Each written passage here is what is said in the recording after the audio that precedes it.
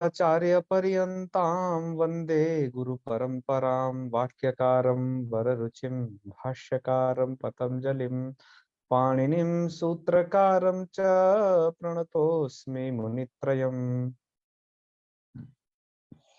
मित्राणि नमो नमः। आइए, आपका स्वागत है।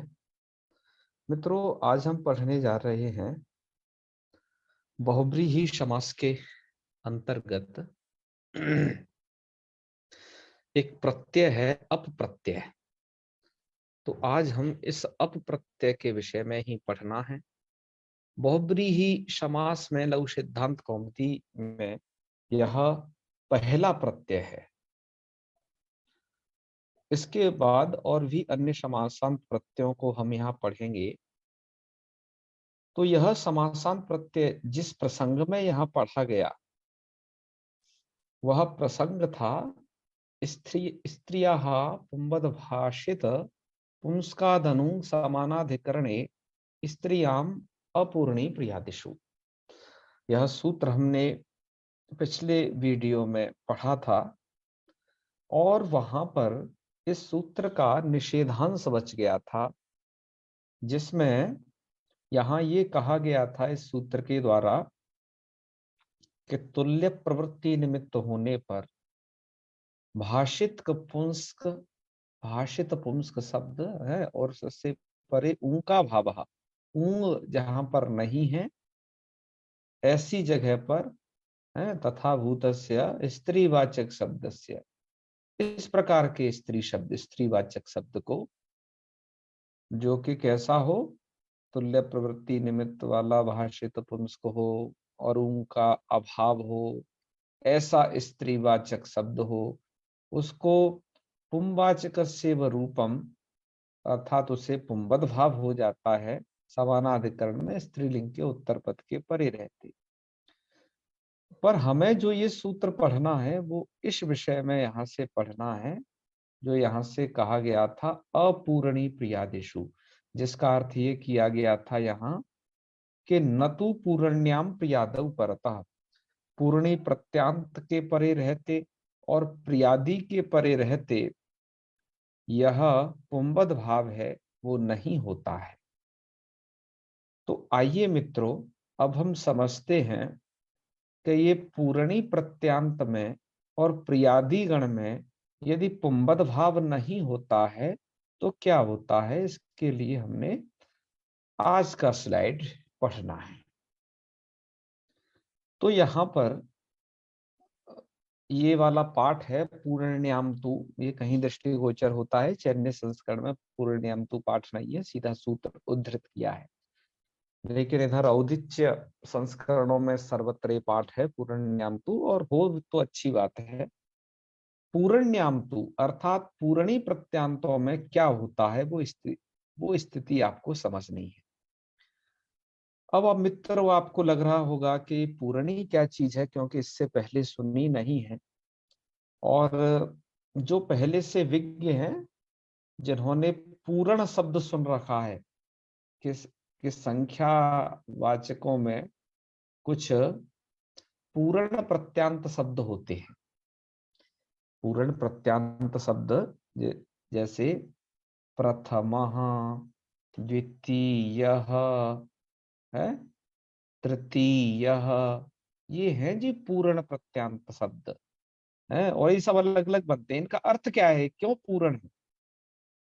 क्योंकि प्रथमः, द्वितीयः, तृतीय, इनका अर्थ होता है पहला, दूसरा, तीसरा, और चतुर्थ, पंचमः, षष्ठ, इस तरीके से ये पूर्ण प्रत्यांत शब्द होते हैं। पूर्ण इस मायने में होते हैं कि तृतीय, उस किसी, जैसे हमारे पास जो है तीन फल हैं, जैसे 1 और 2 ये, और जब अब पहले ये दो थे, 30 जब ये आया, ये तृतीय है ये वाला।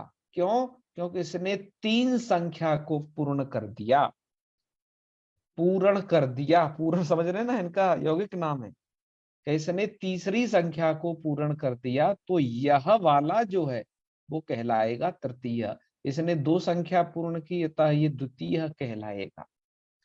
तो ये पूर्ण प्रत्यांक, तो संख्या और पूर्णों में अंतर समझिए। संख्या यानी कि संख्या में रहने वाला धर्म, द्वित्व, तृत्व, इस तरीके का। लेकिन पूर्ण अर्थात जिसके कारण वो संख्या पूर्ण हो गई हो, है, जिसे हम कहते हैं हिंदी में 20वां, 30वां, ऐसे वहां लगाते जाओ। और मित्रों, ये पूर्ण प्रत्यांत शब्द आपके आंग्ल भाषा में भी होते हैं। हम वहां क्या कहते हैं, ये फर्स्ट है, तो वन और फर्स्ट में जो अंतर है ना, पहले में और एक में जो अंतर है, एक और प्रथमा में जो अंतर है, वो पूर्ण प्रत्यांत वाला ही अंतर है। पूर्ण प्रत्यांत अर्थात ये पूर्ण अर्थ में जो होने वाले प्रत्यय हैं, ये डट हैं, मट हैं, तीय वगैरह, इनको आप आगे तद्धित प्रकरण में पढ़ेंगे। इनका हम विशेष व्याख्यान वही करेंगे। लेकिन यहाँ पर चूंकि पूर्णी शब्द आया हुआ है, ध्यान दें, पूर्ण्याम अर्थात पूर्णी के षष्ठी का रूप है ये पूर्ण्याम, वो सप्तमी का।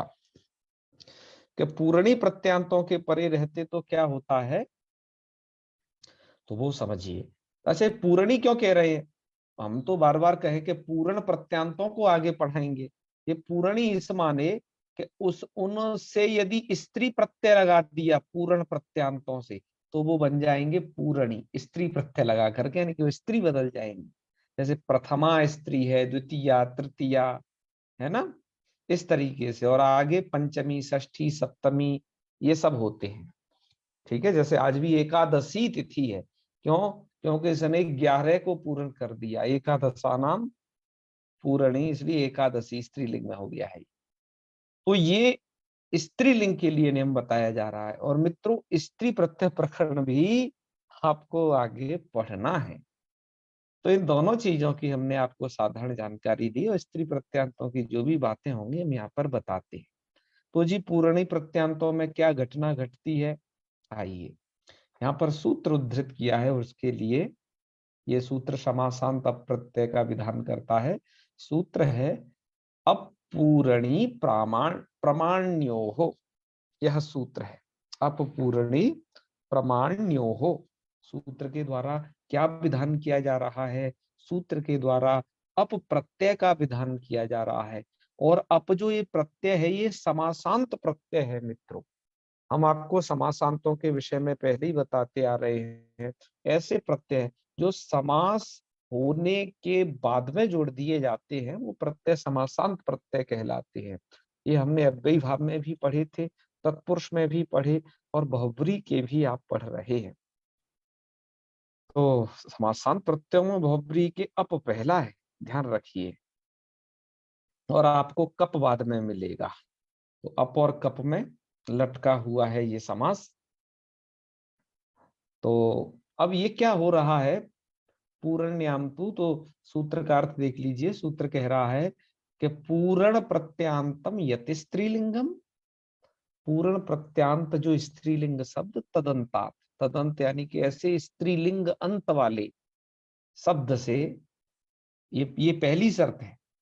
और दूसरी है इसकी, यहां से प्रमाण्यंताच, और या फिर प्रमाणी शब्द अंत में हो। ध्यान दीजिए क्या कहा जा रहा है, प्रमाणी शब्द। तो प्रमाणी अंताच वो बन गया प्रमाण्यंताच, या फिर प्रमाणी शब्द अंत में हो। तो सूत्र की दो शर्तें, पहली पूर्ण प्रत्यांत स्त्रीलिंग तदंत शब्द होना, और दूसरा इसके लिए है प्रमाण्यंताच अर्थात प्रमाणी शब्द अंत में होना। ऐसे बहुब्री, ऐसा यदि बहुब्री समास में है पूर्ण प्रत्यांत स्त्रीलिंग तदंत, या फिर प्रमाण्यंतात प्रमाणी अंत वाला यदि बहुब्री है, तो वहां पर आपको समासांत अप प्रत्यय कर लेना चाहिए। लघु सिद्धांत कौमुदीकार यहाँ पर उदाहरण लिखते हैं, कल्याणी पंचमी यासाम रात्रिणाम ताह, पूरा विग्रह लिखे हैं यहाँ तक, और प्रयोग सिर्फ इतना ही है इनका, कल्याणी पंचमा, बस ये प्रयोग है। और फिर ये क्या है उसके बगलिया में, रात्रय, कहा कि ये तो भैया रात्रय विशेष्य पद है यहाँ पर। ठीक है। तो रूप है कल्याणी पंचमा। तो यहाँ पर क्या है, आइए इसकी स्थिति को समझते हैं। यहाँ पर दिया इसका विग्रह, जब मैं यहाँ लिख दिया ऐसे कि कल्याणी पंचमी यासाम रात्रिणाम ता रात्रयः, वो रात्रियां हैं कल्याण पंचमा। तो आइए कैसे बनेगा। तो इसको बनाने के लिए कल्याणी से कल्याणीषु पंचमीषु ये कर लीजिए, है ना।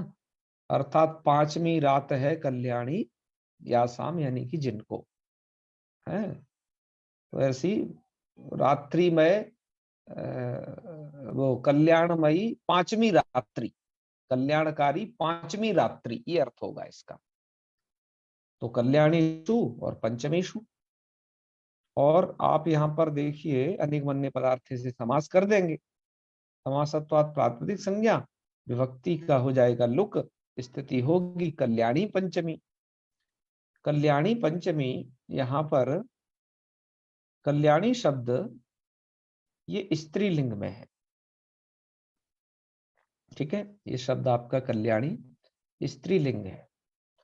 तो यहाँ पर स्त्रियाः पुंवद सूत्र द्वारा यहाँ पर पुंवद भाव प्राप्त है, क्योंकि ये शब्द भाषित पुंस्क भी है, किंतु इससे आगे परे है पंचमी शब्द।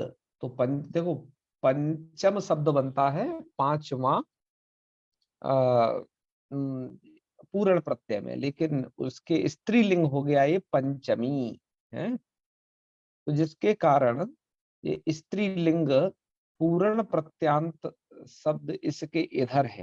तो अब जब समास हुआ, समास होने पर कल्याणी पंचमी, यह ये बहुब्रीहि समास हुआ। तो अब इसको अर्थ को घटा लीजिए। पूर्ण प्रत्यांतम यत स्त्रीलिंगम, पूर्ण प्रत्यांतम स्त्रीलिंगम अत्र अस्ति पंचमी इति।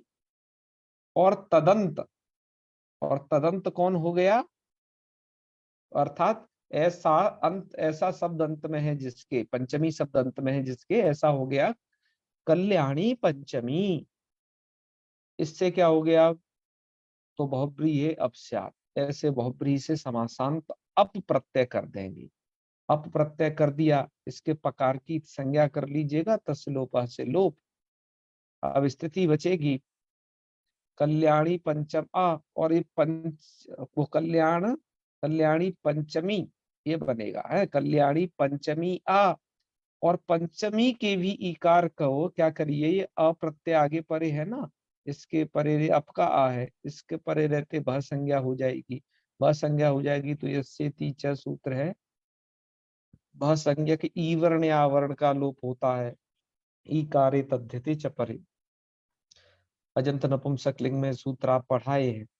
तो इससे इस पंचमी के ईकार का आप लोप कर लेंगे, लोप कर लेंगे, तो कल्याणी पंचम ऐसा बनेगा। अब आपको ये याद रहे, यहाँ पर स्त्रियाः पुंबत सूत्र द्वारा है, स्त्रिया पुंबत सूत्र द्वारा यहाँ पर आप कल्याणी पंचमी में कल्याणी इसको पुंबत भाव नहीं कर पाएंगे। इस कारण से, क्यों क्यों नहीं कर पाएंगे, क्योंकि ये पूर्ण प्रत्यांत स्त्रीलिंग शब्द आगे परे है पंचमी, अतः पुंबत भाव नहीं होगा। तो ये स्थितिचक प्रक्रिया तो आप समझ ही गए हैं। इसके बाद कल्याणी पंचम बना, ये अदंत है। अदंत होने से आप स्त्री प्रत्यय प्रकरण में एक सूत्र पढ़ेंगे, जिसको हम पीछे भी दर्शाए हैं एक आध बार, फिर अभी यहाँ भी दर्शा दिया। स्त्रीत्व की विवक्षा में ये सूत्र टाप प्रत्यय कर देता है।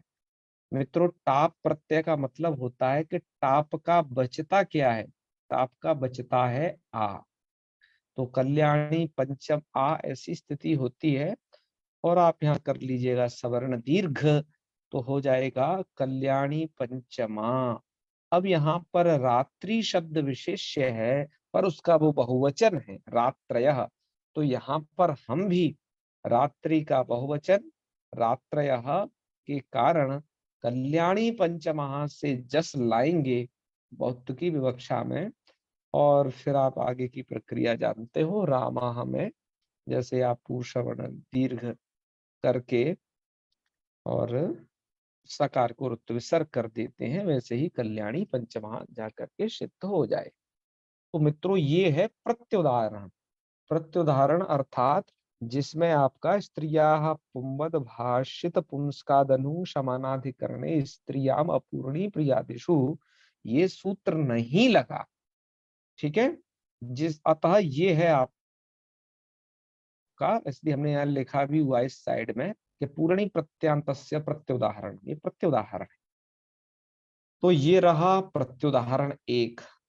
अब इतने में ही दूसरा प्रत्युदाहरण, पहला प्रत्युदाहरण हो गया ये, दूसरा प्रत्युदाहरण है ये, जहां जो के स्त्रिया पुंवद भाष्य का सूत्र यहाँ पर नहीं लग पाएगा इन दोनों उदाहरणों में, लेकिन अपपूर्णी प्रामाण्यो हो इस सूत्र में ये बताया गया था कि पूर्ण प्रत्यांत स्त्रीलिंग तदंत से अप्रत्यय का विधान होता है और प्रमाण्यंत से भी अप्रत्यय का विधान होता है। तो अभी ग्रंथकार क्या करने लग गए, प्रियादि के परे रहते भी पुंबद भाव नहीं होता है, इसका ये उदाहरण अभी ये वाला प्रत्युदाहरण न दे करके अभी अपूर्णी प्रामाण्यों का उदाहरण देने लग गए ये स्त्री प्रमाण। ठीक है, हालांकि आप ये भी यहाँ पर समझे रहिएगा कि कल्याणी पंचमी आसाम रात्रि नाम ये जो है स्त्रियाः पुंबद भाषित पुंस्कादनु समानाधिकरणे स्त्रियाम अपूर्णी प्रियादिषु इस सूत्र का तो प्रत्युदाहरण है कल्याणी पंचमा, किंतु अपूर्णी प्रमाण्य हो इस सूत्र का उदाहरण है। उदाहरण का मतलब होता है इसमें सूत्र लगता है, प्रत्युदाहरण का मतलब होता है उसमें वो सूत्र कोई एक कमी वैसी रह जाती है, उसकी शर्त में तो नहीं लग पाता है। स्त्री प्रमाणी ये स्त्री प्रमाणा जो बना रहे हैं ये प्रमाणी अंत का उदाहरण है ना। तो ये उदाहरण है अप का, और यहाँ पर पुंबद भाव की कोई आशंका नहीं करना, पुंबद भाव यहाँ हो नहीं पाएगा, वो कारण हम आपको बताते हैं।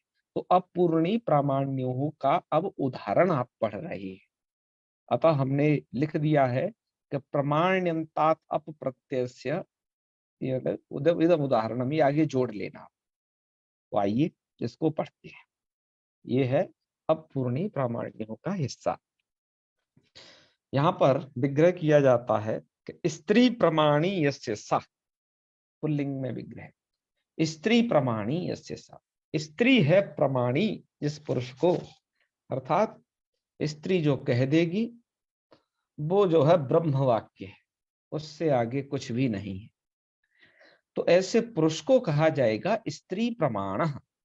तो ये कैसे क्या क्या घटना घटी के प्रमाणी का प्रमाण बन गया, और ये सब समझते हैं यहाँ पर। ये अप्रत्यय की कहानी है। ये आपका लौकिक विग्रह रहा, अगल अलौकिक विग्रह हो जाएगा स्त्रीषु प्रमाणेषु अनेक मन्य पदार्थे सूत्र द्वारा। यहाँ समास विधान कर लीजिएगा, समासत्वात् प्रातिपदिक संज्ञा और विभक्ति लुप्त करके स्त्री प्रमाणी ये बनेगा। अब इस स्त्री प्रमाणी ये प्रमाण्यंत बहुब्रीहि है, प्रमाणी अंत वाला बहुब्रीहि, इसके कारण इससे अप प्रत्यय का विधान हो जाएगा। तो स्त्री प्रमाणी अप ऐसी स्थिति रहेगी, आप भी जान चुके हैं अप में पकार की संज्ञा आकार मात्र शेष रहता है, और यहाँ पर स्त्री प्रमाणी और अ ऐसी स्थिति होने पर आप यहाँ पर यस्येति च सूत्र द्वारा प्रमाणी के इकार का लोप कर लेंगे। तो स्त्री प्रमाण और अ इसमें मिला लेना, तो स्त्री प्रमाण और सुआदि कार्य करके, क्योंकि यहाँ पर विशेष आपका पुल्लिंग एक वचन है, तो ये भी आपका स्त्री प्रमाण बन जाएगा। अब मित्रों प्रश्न होता है कि स्त्रियाः पुंवद भाषिक स्त्रियाः पुंवद भाषित पुंसकादनु और समानाधिकरणे स्त्रियाम अपूर्णी प्रियादिषु ये सूत्र यहाँ प्रवृत्त क्यों नहीं होता है, ये प्रश्न हुआ। तो इस प्रश्न का उत्तर जान लीजिए, यहाँ पर लिख दिया है स्त्री शब्दस्य भाषित पुंस्का भावान न पुंबत। ये स्त्री शब्द भाषित पुंस्क नहीं है, अतः भाषित पुंस्क नहीं होने से स्त्रिया पुंबद भाषित पुंस्कादनु समानाधिकरणे स्त्रियाम अपूर्णी प्रियादिषु सूत्र यहाँ प्रवृत्त नहीं होगा, क्योंकि उसके लिए जरूरी ये होता है कि वो शब्द भाषित पुंस्क भी होना चाहिए। स्त्री शब्द तो नित्य स्त्रीलिंग वाला है, गंगा शब्द की तरह। इसको ये पुल्लिंग में भाषित होता ही नहीं है, इसलिए भाषित पुंस्क नहीं है। अतः यहाँ पर स्त्री प्रमाण ऐसा बनेगा, स्त्री शब्द को पुंबद भाव नहीं हो सकता। अब इसके बाद मित्रों जो उदाहरण यहाँ पर प्रस्तुत किया है, अप्रियादिषु इति किम। अब ये अप्रियादिषु इति किम, आप ये जानिएगा कि यहाँ तक का जो अब एरिये का जो व्याख्यान हो गया, ये सब इनमें अप प्रत्यय हुआ, वो है ये सब। लेकिन अप्रियादिषु किम, ये अभी शेष बच गया। स्त्रियाः पुंबद भाषित पुंस्कादनु समानाधिकरणे स्त्रियाम पूर्णी प्रियादिषु, यहाँ का ये शेष बच गया है। इससे फिर क्या है कि अब फिर बता रहे हैं, क्योंकि उस सूत्र के द्वारा जिन शब्दों का प्रियादि गण में पाठ है वहां पर उनको भी पुंबद भाव नहीं होता है, इसलिए अप्रियादिषु किम से कल्याणी प्रिया को बता रहे हैं। इसलिए यहाँ पर लिखा है कि प्रियादे प्रत्युदाहरणम, ये प्रियादि का प्रत्युदाहरण है। प्रियादि के परे रहते यानी कि उस सूत्र का, स्त्रिया पुंबद सूत्र का प्रत्युदाहरण। आइए, कल्याणी प्रिया यस्य सह, ये विग्रह कर लीजिएगा, कल्याणी प्रिया का यस्य सह पुरुषाय, पुरुषान्य पदार्थ है यहाँ पर। तो स्थिति यही है कि कल्याणीषु प्रियासु अनेक मन्य पदार्थ से आप समास कर लीजिएगा। समस्तत्वात् प्रातिपदिक संज्ञा करेंगे विभक्ति लोग करके, कल्याणी प्रिय, बस ऐसा बन जाएगा। अब यहाँ प्रश्न होता है कि कल्याणी शब्द को यहाँ पर पुंबद भाव क्यों नहीं होता है, क्योंकि कल्याणी शब्द तो आपका भाषित पुंस्क भी है। ठीक है, तो स्त्रियाः पुंबद भाषित पुंस्कादनु समानाधिकरणे स्त्रियाम अपूर्णी प्रियादिषु, इसके द्वारा यहाँ पर पुंबद भाव होना चाहिए, क्योंकि ये शब्द तुल्य प्रवृत्ति निमित्त भाषित पुंस्क है और ऊं का भाव भी है। ऐसा तदवाचक इस तथाभूत स्त्रीवाचक शब्द है, और यहाँ पर स्त्रीलिंग है ना, प्रिया शब्द उत्तर पद परे भी है और समानाधिकरण भी है कल्याणी का सु के साथ, क्योंकि इस दोनों में समान विभक्ति है। तो यहाँ पर पुंबद भाव क्यों नहीं होता है, तो इसका कारण जान लीजिएगा। जो मूल में कहा गया है कि वो अप्रियादिषु इति किम, यानी कि प्रियादि गण में जिसका पाठ होगा उनको पुंबद भाव नहीं होगा। तो प्रियादि गण मैंने यहाँ पर लिख दिया है, ये प्रियादि गण है। तो ये प्रिया कांता, इसमें सबसे पहले देखिए प्रिया शब्द आ गया, तो प्रियादि गण का प्रिया शब्द परे है, अतः इसको पुंबद भाव नहीं होगा। नहीं होगा तो ये कल्याणी प्रिय ऐसा बन जाएगा, और प्रिय के आकार को ये ह्रस्व कैसे हो गया, वो नियम वही है कि गो स्त्री और उपसर्जनस्य, उपसर्जनम है, उपसर्जनम गो शब्द और तद और उपसर्जन तदंत स्त्री प्रत्यांतों को ह्रस्व होता है। तो स्त्री प्रत्यांत है ये उपसर्जन, क्योंकि बहुब्री समास है तो ये उपसर्जन है। तो प्रिया को ह्रस्व हो गया तो प्रिय बन गया, और सुआदि कार्य करके कल्याणी प्रिय पुरुषः ऐसा बन जाएगा। ठीक है, तो ये प्रियादि गण का यदि कोई शब्द परे है, ध्यान दीजिए, तो यहाँ पर पुंबद भाव नहीं होता है। तो ये हो गई स्थिति, प्रियादि गण का कोई शब्द परे होगा तो पुंबद भाव इस पूर्व वाले शब्द को नहीं होगा। अब आप इसे समझ गए होंगे। ये थी इसकी कहानी। थोड़ा चर्चा कर लेते हैं हम प्रियादि गण पर। मित्रों, ये जो प्रियादि गण है, यहाँ पर हमने जो प्रियादि गण लिखा है, ये एक जैन आचार्य हुए, उन्होंने उन्होंने अपना गणरत्न महोदधि लिखा। उस गणरत्न महोदधि को, उस गणरत्न महोदधि में जो ये गणपाठ है वो पद्यात्मक है।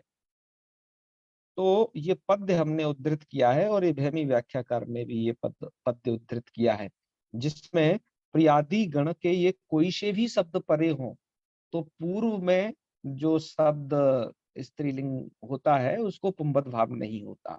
जैसे प्रिया, कांता, मनोज्ञा, स्वा, कल्याणी, तो कल्याणी शब्द इसमें परे है। तो कल्याणी शब्द परे होगा तब भी पूर्व वाले को नहीं होगा पुंबद भाव। और इसमें सचिवा है, वामना है, क्षांता, चपला, और क्या है, निचिता, समा, सुभगा, दुहिता, बाल्या, वामा, तनया, इतने शब्द इस प्रियादि गण में पढ़े। ये दरअसल एक पद्य है, इसको ऐसे पढ़ना चाहिए। प्रिया, कांता, मनोज्ञा, स्वा, कल्याणी, भक्ति दुर्भगा, सचिवा, वामना, क्षांता, क्षपला, निचिता, समा, सुभगा, दुहिता, बाल्या, वामाथ, तनया, तथा। तो ये 3 लाइन वाला पद्य है ये, ठीक है। तो ये प्रियादि गण रहा। और आप यहाँ पर देखिए कि जब भी प्रियादि गण का कोई सा भी शब्द परे होगा तो इस पूर्व वाले में पुंबद भाव हो ही नहीं पाएगा। इसके अन्य उदाहरण भी आप देख सकते हैं, और मैं आपको उदाहरण दिखाऊंगा। और साथ में जो ये पद्य है ना, ये प्रियादि गण में कुछ शब्द जो यहाँ पढ़े हैं, और मैंने कल की वीडियो में आपको जो प्रियादि गण दिखाया था खेमराज श्री कृष्णदास के संस्करण में, जो नीचे प्रियादि गण दिया है, उनमें कुछ भेद है। कुछ शब्द ये वहां यहाँ में कम बढ़ हैं, कुछ आपको वो भी हम दिखाएंगे। लेकिन प्रियादि गण के जब और शब्द परे रहते हैं तो पुंबद भाव का विधान कैसे नहीं होता है, इन उदाहरणों को भी आप देख लीजिए। तो भैमी व्याख्याकार ने उसमें से कुछ उदाहरण प्रस्तुत किए हैं, वो आप देखिए। यहाँ से है प्रियादेशु इति किम। तो प्रियादेशु इति किम का सबसे पहला तो रहा आपका कल्याणी प्रिया।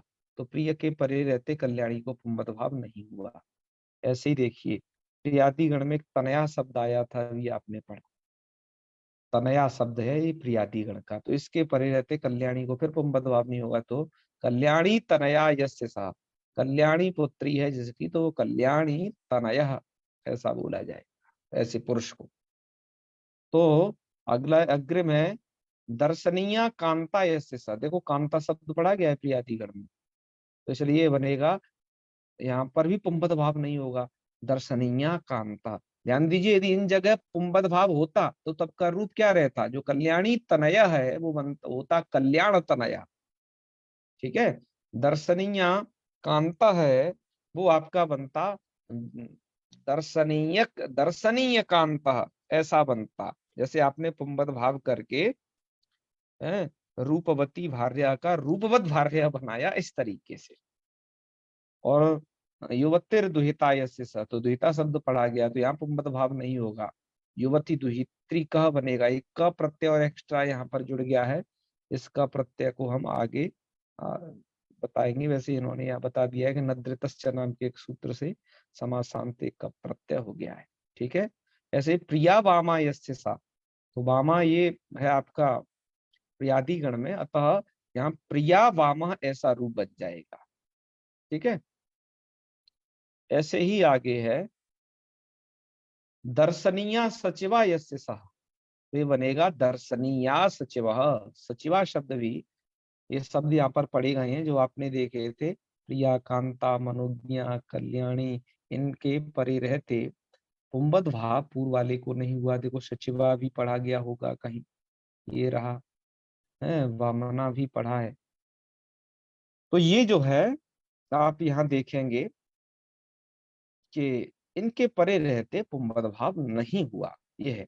और मैंने आपको कल जो दिखाया था आप उसे पुनः देख लीजिएगा कि यहाँ जो ये गणरत्न मौदधीकार का इन्होंने भी जो उद्धृत किया है यहाँ पर और वहां पर, मैंने कुछ अभी शब्द देखे हैं। जैसे ये स्वा शब्द है, ये गणरत्न महोदधि में है लेकिन वहां नहीं है, ठीक है। ऐसे हमने कुछ शब्द और देखे हैं, आइए आप भी देख लीजिए जिससे पहचान जाएंगे। हम्म चलो, यहाँ पर हम इस पुस्तक को उद्घाटित कर रहे हैं, इसमें वो शब्द लिखे थे। तो देखिए, प्रिया अनुज्ञा कल्याणी सुभगा भक्ति सचिवा, इस शब्द इसमें पढ़े गए, लेकिन इनमें और उनमें थोड़ा अंतर है। ठीक है, जो ये प्रियादि गण पढ़ा गया है, यहाँ वह अंतर है। यहाँ पर कुछ शब्द कमती हैं, वहां पर नहीं है। जैसे इनमें देख लीजिए, कांता, क्षांता, समा, चपला, दुहिता, बामा, अबला और तनया। एक शब्द और हमें दृष्टिगोचर हुआ था। हम्म, ये तो खेमरा श्री कृष्णदास जी की है। तो भैमी व्याख्या में एक शब्द और था, यहाँ पर तो निचिता, समा, सुभगा, दुहिता, हाँ बाल्या, यहाँ पर एक शब्द बाल्या, बामा, तनया ये दिया है। और इसमें जो है बाल्या नहीं है। तो कुछ शब्द कम बढ़े, आप इन दोनों को मिला लीजिएगा। तो हमें कुल मिलाकर के आपको क्या बताना चाहते हैं इसके माध्यम से, कि ये गण पाठ में हो क्या रखा है। ये एक गण पाठ की ये स्थिति नहीं है, ऐसे और भी गण पाठ हैं जिनमें ये दिक्कत बनी हुई है। ठीक है, तो ये गण पाठ पर बहुत बड़ी शोध की आवश्यकता है, जिससे पता चले कि नहीं ये वाला गण पाठ करेक्ट है। ठीक है, क्योंकि बहुत सारे इस वर्धमान आचार्य नाम के आचार्य ने जो गणरत्न महोदधि में संकलित शब्द किए हैं, अब गणों में कुछ कम या कुछ ज्यादा शब्द मिलते हैं, जिससे हम प्रयोगों को कैसे उनकी स्थिति सही सही समझ सकते हैं। तो एक शोध इसमें भी होना चाहिए गण पाठों को लेकर के, कि क्या गण पाठ की स्थिति कौन से वाले सही है, ये शब्द इसमें होने चाहिए या नहीं होने चाहिए। हैं, इसमें नितांत शोध की आवश्यकता है। यदि आपके संपर्क में कोई शोध वाले हो तो उन्हें कहें, इन पर शोध करें, वार्तिकों पर शोध करें, ये बहुत जरूरी है। चलिए, हम आपको एक बात और बता करके छोड़ेंगे। बात यह है कि आपने भक्ति शब्द इसमें पढ़ा प्रियादि गण में, यहाँ, और प्रियादि गण का कोई शब्द परे होता है तो पूर्व वाले को पुंबद भाव नहीं होता है। अब हम एक यहाँ पर उदाहरण लिख रहे हैं, जैसे दृढ़ा भक्ति ही यस्य सह। तो दृढ़ा भक्ति यस्य सह, है ना, यहाँ पर आप कर लेंगे दृढ़ासु, इधर कर लेंगे भक्तिशु, और स्वादि कार्य करके, मतलब ये समास करके निकुंज पदार्थे से विभक्ति लोग करके ये बन जाएगा क्या, दृढ़ा भक्ति। अब ये भक्ति शब्द उत्तर पद में है ना, ये भक्ति शब्द उत्तर पद में है। तो दृढ़ शब्द को, तो आपके क्या होगा, दृढ़ शब्द को स्त्रियाः पुंबद भाषित पुंस्कादनु समानाधिकरणे स्त्रियाम अपूर्णी प्रियादिषु से पुंबद भाव इसलिए नहीं हो पाएगा क्योंकि क्योंकि प्रियादि गण का शब्द भक्ति शब्द आगे परे है, और वो प्रिया अपूर्णी और प्रियादिषु, प्रियादियों में वो नहीं पुंबद भाव करता है। तो यहाँ पर दृढ़ा भक्ति यस्य स, दृढ़ दृढ़ा भक्ति ही ऐसा ही बनना चाहिए था। जैसे दर्शनीया सचिवा यस्य स, क्या बना, दर्शनीया सचिव बना। तो कह रहे हैं दृढ़ा भक्ति से दृढ़ भक्ति बनना चाहिए, लेकिन कालिदास जी ने कई जगह क्या कर दिया है, दृढ़ भक्ति ही बना दिया है। इन्होंने दिया है भैमी व्याख्याकार ने, और रघुवंश में भी ये प्रयोग दिया है, दोनों की श्लोक संख्या दी है, और दृढ़ भक्ति बना दिया, और दृढ़ भक्ति और दृष्ट भक्ति है, दृष्टा भक्ति से सब दृष्ट भक्ति बना दिया है। तो पुंबद भाव कैसे हो जाएगा भक्ति के परे रहते। जैसे लोक में भी और कुछ उदाहरण दे रहे हैं, विदित भक्ति, स्थिर भक्ति, परिपूर्ण भक्ति। अब तो ये दो ही बात ये लगती है कि या तो इस भक्ति शब्द का पाठ इस प्रियादि गण में नहीं होना चाहिए, ठीक है, क्योंकि इस प्रकार के प्रयोग मिल रहे हैं। ये कहना, ये इस प्रकार से समाधान देना ज्यादा अच्छा है, लेकिन वहमी व्याख्या करने जो यहाँ समाधान दिया है वो समाधान यहाँ पर इन्होंने यही प्रस्तुत किया है कि दो पक्ष होते हैं, पद संस्कार पक्ष और वाक्य संस्कार पक्ष।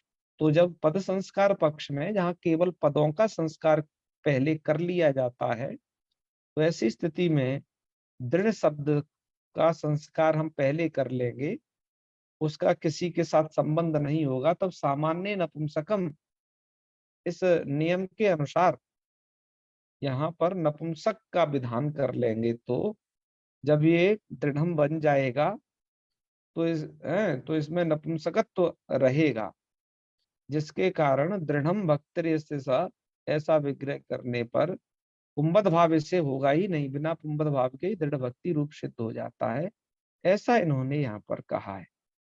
तो ये भी एक समाधान मात्र है, हम तो यही समझेंगे। अब क्या इस प्रकार का पद संस्कार पक्ष और वाक्य संस्कार पक्ष मान करके समाधान कर लिया जाए ऐसे प्रयोगों का, या फिर हमें समझते हैं कि प्रियादि गण को ही थोड़ा देखा जाए, क्योंकि शिष्टों के प्रयोग ये कहते हैं, श्री पाणिनि जी ने अपने इस प्रियादि गण में भक्ति शब्द को रखा है, तब तो निश्चित ही हमें जो वहमी व्याख्याकार कह रहे हैं यही मार्ग अपनाना पड़ेगा। और इन प्रयोगों को सुधा व्याख्या में और अन्यत्र कहीं बहुत ज्यादा व्याख्यात किया नहीं है। तो आज का पाठ हम यहीं तक रख रहे हैं मित्रों। कल हम शच प्रत्यांत शब्दों इस बहुब्रीहि में पढ़ेंगे और श इस समासांत प्रत्यय को भी बहुब्रीहि में पढ़ेंगे। अब बहुब्रीहि के अंत तक समासांत प्रत्यय ही बचे हैं, उनको पढ़ करके बहुब्रीहि का भी समापन हम शीघ्र ही कर लेंगे। ठीक है, चलिए मित्रों समापन करते हैं। ओम सर्वे भवन्तु सुखिनः, सर्वे सन्तु निरामयाः, सर्वे भद्राणि पश्यन्तु, मा कश्चित् दुःखभाग् भवेत्। ओम शांति शांति शांति। सर्वेभ्यो नमो नमः। शुभरात्रि। प्रणाम। प्रणाम गुरुवार। हर हर महादेव।